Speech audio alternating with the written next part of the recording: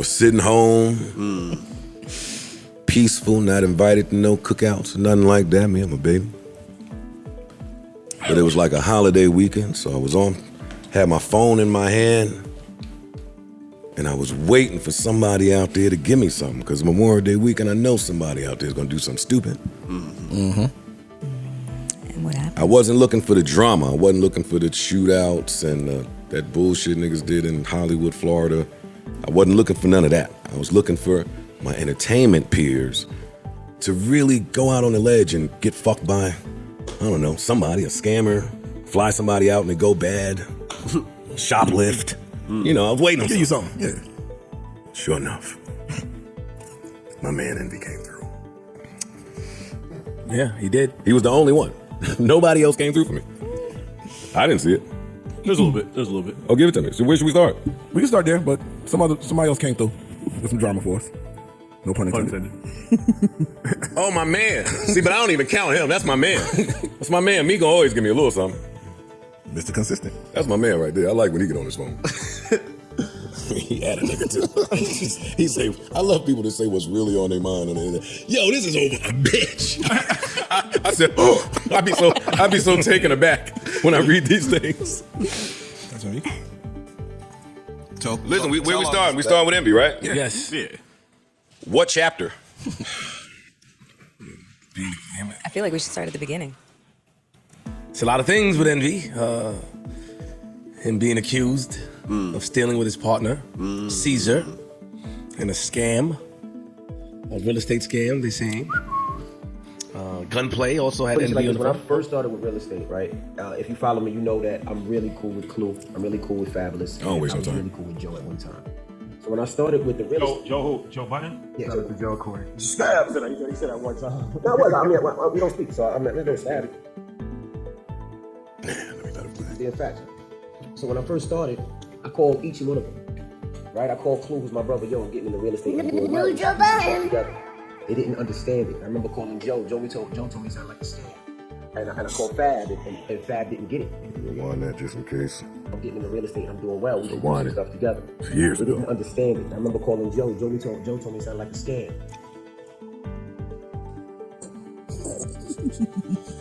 Is that true? Did you tell him it sounded like a scam? No, facts. You know, like Big facts. Okay. And what do you know?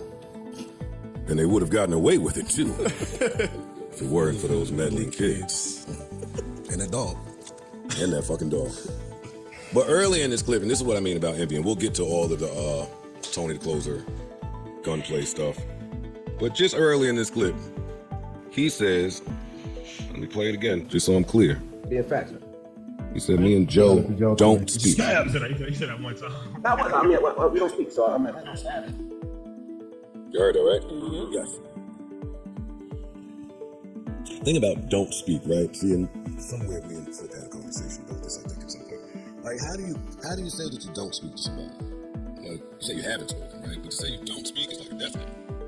Right? There's certainty to that. Yes. So now let's go to later on in this clip. A few years ago, Envy calls me as someone that he is not speaking to. We have not spoken about anything. And he calls me and starts talking about some real estate shit. For me, that's odd. We don't speak. And now you calling me, telling me that your man's with the government and he could get the buildings and there's a list, it'll be me, you, and Queen Latifah, and whatever the fuck he was saying, because I was walking my dog in the backyard, so I'm gonna stop listening at this point. But that just sounded fishy. You give me some money, we're gonna take it, we're gonna get this, we're gonna get that, In my brain, I didn't need to, that wasn't where I was in my professional career, where I needed to take a lump sum of money and give it to somebody I wasn't speaking to do some real estate. There's people in place to kind of advise me that way.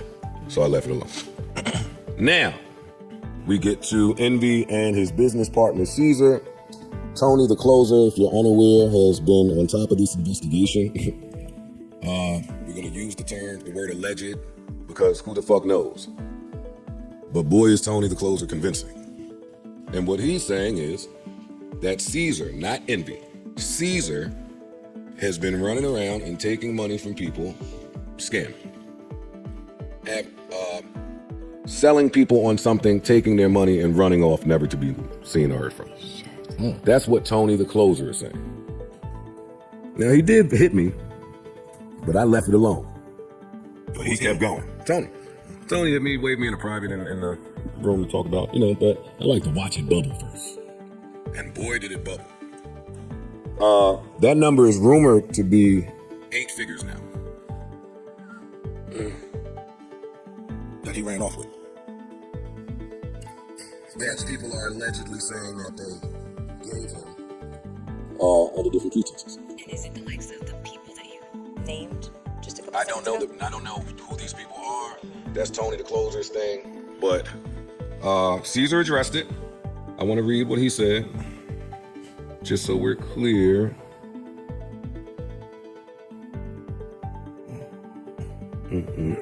Y'all can talk while I do this, Well, as a real estate guy, is this something that's gonna happen a lot? I mean, it's a few different ways that you look at it. Of course, I've been following it. You have a whole bunch of people that say basically they invested money with Cesar, and he was giving them a quality return. Okay. Mm-hmm. And then throughout, you double down. So if you give me $100,000 and I give you 120, 130 back, that's a great return. That's a 20, 30% return. Got it. If you get 20, 30% of return on your money, you go far in this business, in any business. So they had a couple people that say, y'all gave him 100, he gave me 120, I gave him 100, he gave me 130, I gave him another 100, he disappeared. Mm-hmm. He's writing me bounce checks, he's not answering my phone calls. Caesar is a real estate professional. He has been for some time. Successful, very successful, especially by mom and pop, not even mom and pop students. I ain't gonna disrespect him here. He's been successful.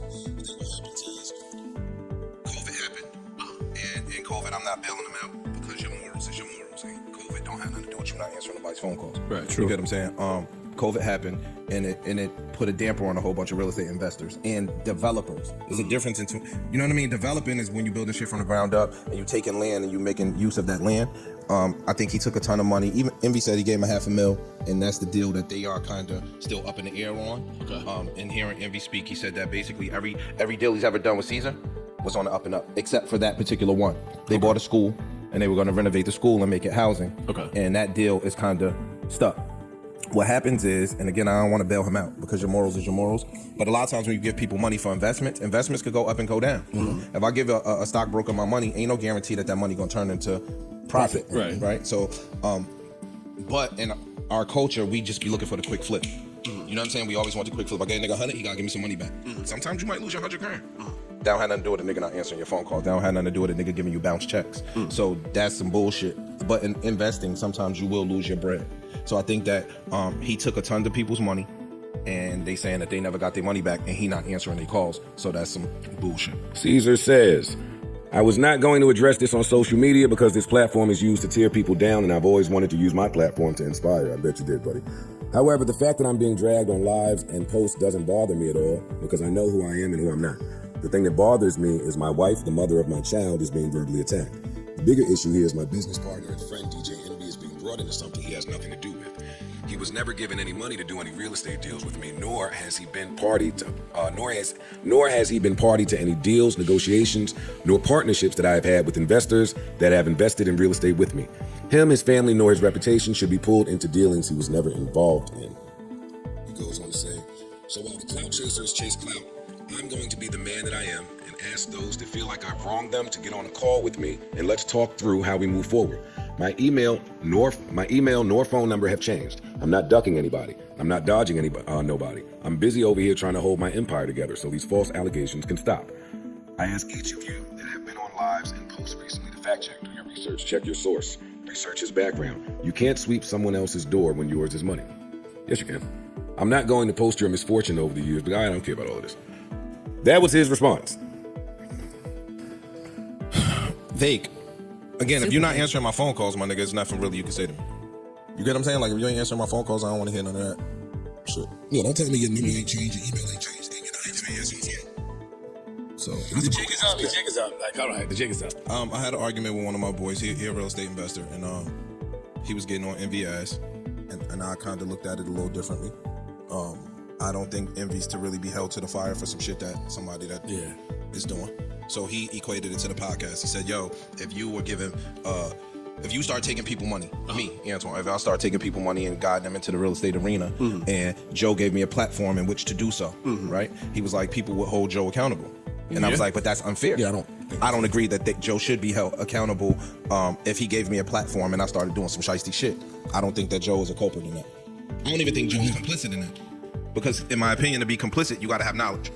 Okay, I disagree with you. You don't need to have knowledge to be complicit. That's not true. I think so. Because are you really complicit? Yes. How?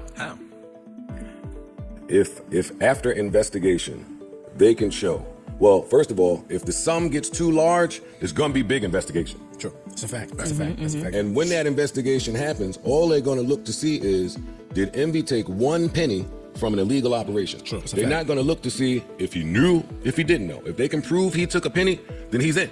Yes.